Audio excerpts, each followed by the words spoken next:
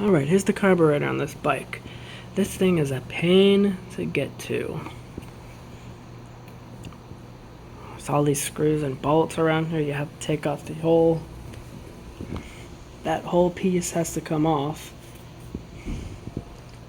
Then, you gotta take the trunk off, and you can finally get to the carburetor.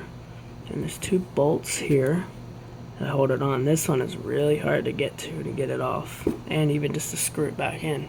It's very hard. And you got here the throttle cable goes in.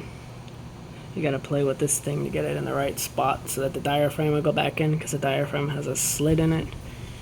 And you take this apart, the choke off, take all this apart, take the fuel line off, open up the bowl once you get it off, spray the carburetor cleaner in all the holes and the jets.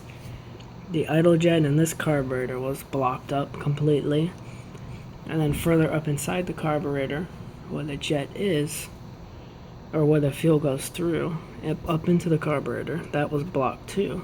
Now we got it all cleaned up, so this bike should run really good now. And also the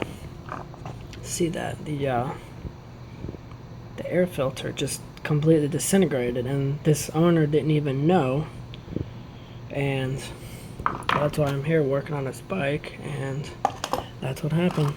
He went to try to go get a filter for it. See, all those little tiny particles are getting sucked up into the carburetor and into the motor, which isn't good. And that's pretty much it for this bike.